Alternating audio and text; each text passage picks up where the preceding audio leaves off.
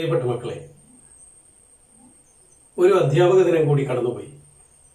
നിങ്ങൾ നൽകിയ എല്ലാ സ്നേഹപ്രകടനങ്ങൾക്കും വിശ്വാസത്തിനും നിങ്ങൾ പ്രവർത്തിച്ച് കാണിച്ച, നിങ്ങൾ ചെയ്ത എല്ലാ വർക്കുകൾക്കും ഒത്തിരി നന്ദി പറയുകയാണ്. പ്രപഞ്ചമാണ് നമ്മുടെ ഗുരു.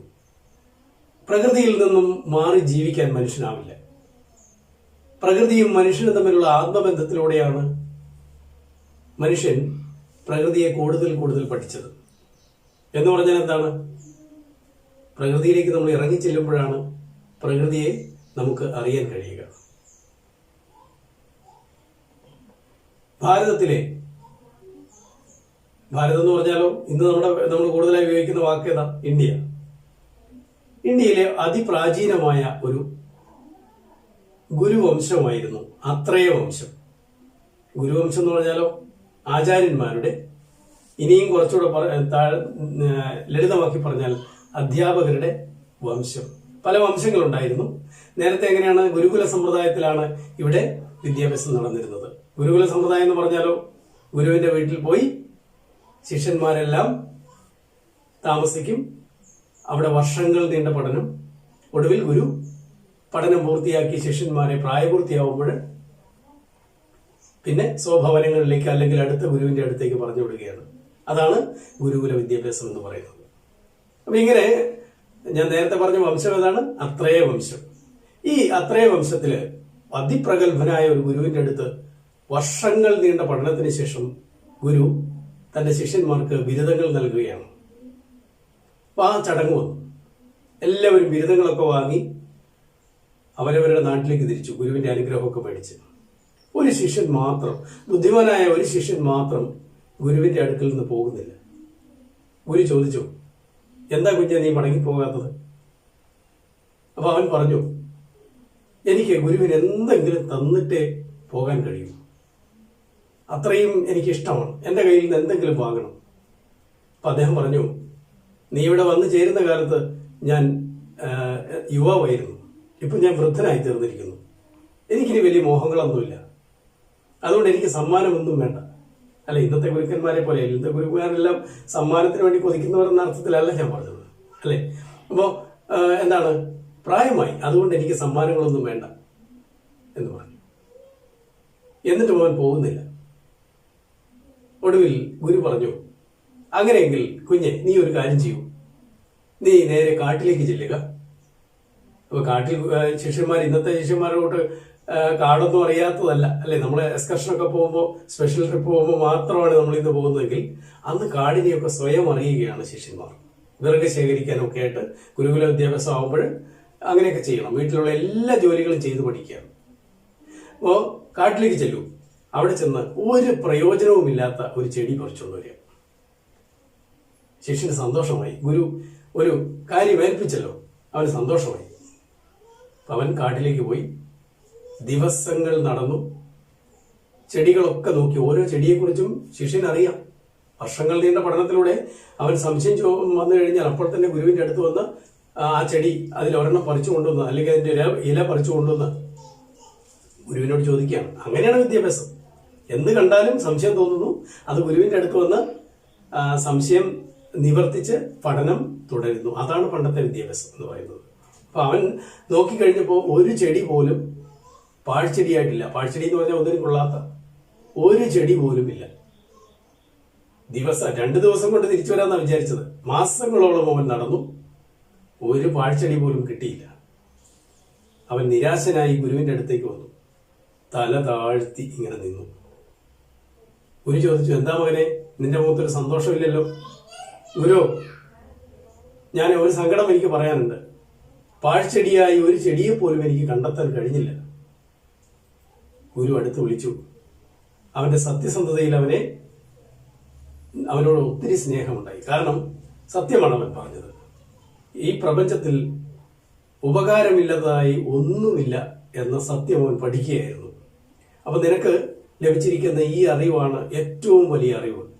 അതുകൊണ്ട് നീ സന്തോഷമായി പോയിക്കോളൂ, ജീവിതത്തിൽ നിനക്ക് വലിയ വിജയങ്ങൾ ഉണ്ടാവും എന്ന് പറഞ്ഞ് ഗുരു ശിഷ്യനെ അനുഗ്രഹിച്ച് യാത്രയാക്കി. അവൻ ഒത്തിരി സന്തോഷത്തോടെ വീട്ടിലേക്ക് മടങ്ങി. ഈ കഥ നമുക്ക് പറഞ്ഞു തരുന്ന കാര്യം എന്താണ്? ഒന്നും, ഈ പ്രപഞ്ചത്തിലുള്ള ഒന്നും പാഴ്വസ്തുവല്ല. ഓരോന്നിനും അതിൻ്റെതായ ധർമ്മം നിറവേറ്റാനുണ്ട്. നമ്മൾ കഴിഞ്ഞ ക്ലാസ്സിൽ എന്താണ് പഠിച്ചത്? എന്റെ വിദ്യാലയം എന്ന പാഠമല്ലേ? അതിലെന്താ പറയുന്നത്? പ്രപഞ്ചം തന്നെ ഗുരുവാണ്. ആരല്ലൻ ഗുരുനാഥ, ആരല്ലൻ ഗുരുനാഥർ, പാരിതിയിലെല്ലാം എന്നെ പഠിപ്പിക്കുന്നുണ്ടെന്തോ. പാരിതിൽ, ഈ പ്രപഞ്ചത്തിലുള്ള എല്ലാം എന്നെ എന്തെങ്കിലുമൊക്കെ കാര്യങ്ങൾ പഠിപ്പിക്കുകയാണ്. അങ്ങനെ നോക്കുമ്പോൾ ഓരോന്നും എൻ്റെ ഗുരുനാഥന്മാരാണ് എന്ന സത്യമാണ് വിളിച്ചു പറയുന്നത്. അപ്പൊ ഈ സത്യം നമ്മൾ മനസ്സിലാക്കണം, അല്ലേ? ഇന്ന് നമ്മൾ പഠിക്കുന്നത് അതിമനോഹരമായ ഒരു കഥയാണ്. രവീന്ദ്രനാഥ ടാഗോർ നിങ്ങൾക്കറിയാമായിരിക്കും, അല്ലെ? ആദ്യത്തെ നോബൽ പ്രൈസ് വിന്നറാണ്. അദ്ദേഹത്തിന്റെ ഗീതാഞ്ജലി എന്ന കവിതയ്ക്ക് നോബൽ പ്രൈസ് നേടിയിട്ടുണ്ട്. ഭാരതത്തിലേക്ക് നോബൽ പ്രൈസ് കൊണ്ടുവന്ന മഹാൻ. അതിനപ്പുറത്ത് ഇന്ത്യയിലെ ഏറ്റവും വലിയ വിദ്യാഭ്യാസ വിചക്ഷണൻ എന്ന് പറഞ്ഞാലോ പണ്ഡിതൻ, ദീർഘവീക്ഷണമുള്ളയാൾ, കവി, കലാകാരൻ, ചിത്രകാരൻ, ഏതെല്ലാം തലങ്ങളിൽ ഒരാൾക്ക് വളരാമോ ആ തലങ്ങളിലെല്ലാം വളർന്ന ആചാര്യനായിരുന്നു രവീന്ദ്രനാഥ ടാഗോർ. അദ്ദേഹത്തിന്റെ അതിസുന്ദരമായ കഥ വൃക്ഷത്തെ സ്നേഹിച്ച ബാലൻ എന്ന കഥയാണ് നമ്മൾ ഇന്ന് പരിചയപ്പെടുന്നത്. നമുക്ക് കഥ നോക്കാം. എല്ലാവരും പുസ്തകം എടുത്തല്ലോ? മാഷ് കഥ വായിക്കാം. ഇപ്പൊ എല്ലാവരും പാഠപുസ്തകത്തിൽ നോക്കണം. വൃക്ഷത്തെ സ്നേഹിച്ച ബാലൻ. ബാലചന്ദ്രൻ എന്റെ അനുജന്റെ മകനാണ്. കുട്ടിക്കാലം തുടങ്ങി വൃക്ഷങ്ങളോടും ചെടികളോടുമെല്ലാം അവന് വളരെ വാത്സല്യമായിരുന്നു. തറയിൽ എന്തെങ്കിലും മുളച്ചു വരുന്നത് കണ്ടാൽ വളരെ നേരം അവനത് സൂക്ഷിച്ചു നോക്കിക്കൊണ്ടു നിൽക്കും, ഏതോ വലിയ ശാസ്ത്രതത്വം കണ്ടുപിടിക്കാൻ ശ്രമിക്കുന്നത് പോലെ. ഒരു ദിവസം കാലത്ത് ഞാൻ പത്രം വായിച്ചു കൊണ്ടിരിക്കുകയായിരുന്നു. ഏതോ ഒരു പ്രധാന വാർത്തയിൽ എന്റെ മനസ്സ് ഏകാഗ്രമായി നിൽക്കുകയാണ്. ബാലചന്ദ്രൻ ഓടി വന്ന് കൈക്ക് പിടിച്ച് എന്നെ തോട്ടത്തിലേക്ക് കൊണ്ടുപോയി. അവിടെ ഒരു ചെറിയ വൃക്ഷം ചൂണ്ടിക്കാണിച്ചുകൊണ്ട് എന്നോട് ചോദിച്ചു, വെല്ലിച്ച, ആ മരത്തിന്റെ പേരെന്താണ്? ഞാൻ നോക്കിയപ്പോൾ കാണുന്നത് ചെറിയ ഒരു ഇലവുമരം തോട്ടത്തിലെ നടപ്പാതയുടെ നടുവിലായി വളർന്നു വരുന്നതാണ്. ബാലചന്ദ്രൻ തെറ്റിദ്ധരിച്ചാണ് എന്നെ അങ്ങോട്ട് വിളിച്ചു കൊണ്ടുപോയതെന്ന് ആദ്യം ഞാൻ സംശയിച്ചു.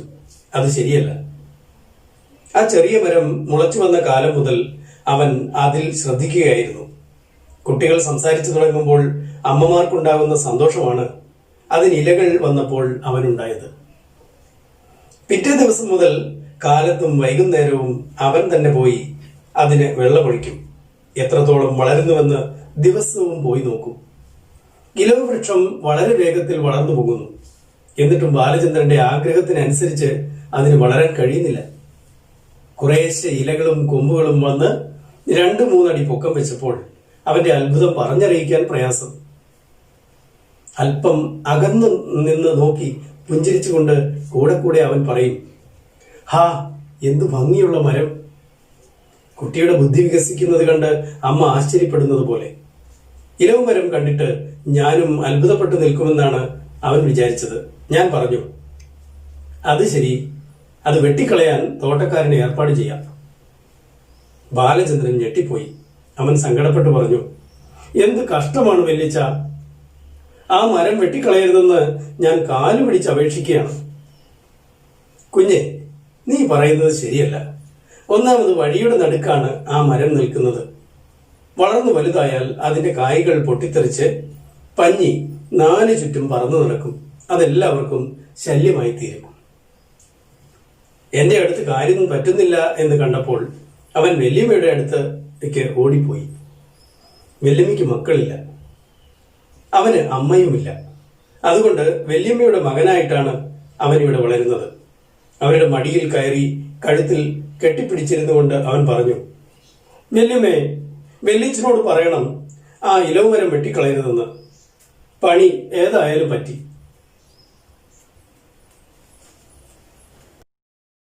വല്യമ്മ വെല്ലിച്ചനെ വിളിച്ച് ആജ്ഞാപിച്ചു, കേട്ടോ, ആ ഇലവുമരം വെട്ടിക്കളയരുത്, അതവിടെ നിൽക്കട്ടെ. മരം വെട്ടിയില്ല. അതവിടെ തന്നെ കുറേ നാൾ കൂടി നിന്നു. ബാലചന്ദ്രൻ കാണിച്ചു തന്നില്ലെങ്കിൽ ഒരുപക്ഷെ ഞാനത് ശ്രദ്ധിക്കുകയില്ലായിരുന്നു. അനുജൻ്റെ ഭാര്യ മരിക്കുമ്പോൾ ബാലചന്ദ്രൻ കൈക്കുഞ്ഞായിരുന്നു. അവൾ മരിച്ചതോടുകൂടി ദുഃഖം സഹിക്കാനാവാതെ അനുജൻ സ്ഥലം വിട്ടുപോകാൻ തീർച്ചപ്പെടുത്തി. എഞ്ചിനീയറിംഗ് പഠിക്കുവാൻ ഇംഗ്ലണ്ടിലേക്കാണ് പോയത്. അന്നു മുതൽ അവൻ്റെ കുട്ടി എൻ്റെ വീട്ടിൽ നിന്ന് വല്യമ്മയുടെ മടിയിൽ സ്ഥാനം പിടിച്ചു. 10 കൊല്ലം കഴിഞ്ഞ് അനുജൻ മടങ്ങി വന്നു. ബാലചന്ദ്രനെയും ഇംഗ്ലണ്ടിലേക്ക് അയക്കണമെന്ന് അവൻ തീർച്ചപ്പെടുത്തി. അതിൻ്റെ പ്രാരംഭമായി പരിശീലനത്തിന് വേണ്ടി കുറേ നാൾ അവനെ സിംലയിൽ താമസിപ്പിക്കണം. അത് കഴിഞ്ഞ് ലണ്ടനിലേക്ക് കപ്പൽ കയറും. വല്യമ്മയുടെ അടുത്ത് നിന്ന് വിമ്മി കരഞ്ഞുകൊണ്ടാണ് ബാലചന്ദ്രൻ അവൻ്റെ അച്ഛനോടുകൂടി സിംലയ്ക്ക് പോയത്. അവൻ്റെ വേർപാടോടെ ഞങ്ങളുടെ വീട് ഉറങ്ങിപ്പോയി. ഇലവുമരം വീണ്ടും വളർന്ന് വലുതായി. അതിൻ്റെ കായ്കൾ വിളഞ്ഞു പൊട്ടി 4 ചുറ്റും പഞ്ഞി പറന്നു. എല്ലാവർക്കും അതൊരു ഉപദ്രവമായി തീർന്നു. പോകുന്നവരും വരുന്നവരുമെല്ലാം ഇതെന്തിങ്ങനെ നിർത്തിയിരിക്കുന്നു എന്ന് എന്നോട് ചോദിക്കും. ഉപദ്രവം സഹിക്കാൻ വയ്യാതായപ്പോൾ അത് വെട്ടിമുറിച്ച് കളയാൻ ഞാൻ ഏർപ്പാട് ചെയ്തു. കുറേ ദിവസം കഴിഞ്ഞ് സിംലയിൽ നിന്ന് ബാലചന്ദ്രൻ്റെ ഒരു കത്ത് അവൻ്റെ വല്യമ്മയ്ക്ക് കിട്ടി. സ്വന്തം കൈപ്പടയിലായിരുന്നു കത്തെഴുതിയിരിക്കുന്നത്. എനിക്ക് ഇലവുമരത്തിൻ്റെ ഒരു ഫോട്ടോ അയച്ചു തരണം. ഇതാണ് കത്തിലെ ഉള്ളടക്കം.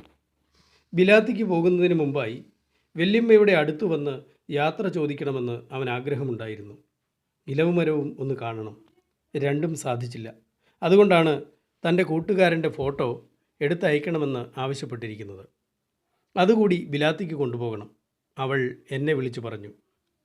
ഹാ കേട്ടോ, ഒരു ഫോട്ടോഗ്രാഫറെ വിളിച്ചു കൊണ്ടുവരണം. ഇപ്പോൾ തന്നെ വേണം. ഞാൻ ചോദിച്ചു, എന്തിന്? ബാലചന്ദ്രൻ്റെ കത്ത് വായിച്ചു നോക്കുന്നതിന് വേണ്ടി അവൾ എൻ്റെ കൈവശം തന്നു. കത്ത് വായിച്ച ശേഷം ഞാൻ പറഞ്ഞു, ഓ, ആ ഇലവുമരം മുറിച്ചു കളഞ്ഞിട്ട് ദിവസങ്ങൾ എത്രയോ കഴിഞ്ഞു. അവൻ്റെ വല്യമ്മ 2 ദിവസം ആഹാരം കഴിച്ചില്ല. കുറേ ദിവസത്തേക്ക് എന്നോടൊന്നും മിണ്ടിയതുമില്ല. ബാലചന്ദ്രനെ അവൻ്റെ അച്ഛൻ കയ്യിലെടുത്തു കൊണ്ടുവന്ന ദിവസവും തൻ്റെ അടുത്തു നിന്ന് അവനെ അപഹരിച്ചു കൊണ്ടുപോയ ദിവസവും അവൾ ഓർത്തിട്ടുണ്ടാവാം. അന്ന് അവൾക്കൊന്നും പറയാൻ കഴിഞ്ഞില്ല. ഇപ്പോൾ ഇതാ വല്യച്ഛൻ അവന് ഏറ്റവും ഇഷ്ടപ്പെട്ട മരവും മുറിച്ചു കളഞ്ഞിരിക്കുന്നു. ജീവിതം മുഴുവൻ അവൾക്ക് മറക്കാൻ കഴിയാത്ത സംഭവങ്ങളാണിവ. അവളുടെ ജീവിതത്തിൻ്റെ ലക്ഷ്യം തകർന്നു പോയിരിക്കുന്നു. കഥ കേട്ടില്ലേ എല്ലാവരും? ഇഷ്ടമായോ? എങ്ങനെയാ കഥകൾ നമ്മൾ പഠിക്കുക? അതിന് പല വഴിയുണ്ടല്ലേ. ഒന്നാമത്തെ വഴി എന്ന് പറയുന്നത് കഥ മനസ്സിരുത്തി വായിക്കുക എന്നുള്ളതാണ്. മാഷ് ഒരു ഹോംവർക്ക് തരികയാണ്, ചെറിയൊരു ഹോംവർക്ക്. പാഠത്തിൽ നിന്ന് നമ്മൾ നേരത്തെ ചെയ്യുന്ന പോലെ 10 ചോദ്യങ്ങൾ നിർമ്മിക്കുക. ചോദ്യങ്ങൾ നിർമ്മിക്കും നമ്മൾ പാഠത്തിലൂടെ, അല്ലേ? ശരിക്കും മനസ്സിരുത്തി വായിച്ച് ചോദ്യം കണ്ടെത്തണം. അങ്ങനെ 10 ചോദ്യങ്ങൾ നിർമ്മിച്ചുകൊണ്ട് എല്ലാവരും അടുത്ത ക്ലാസ്സിലേക്ക് എത്തുക. Okay, thank you.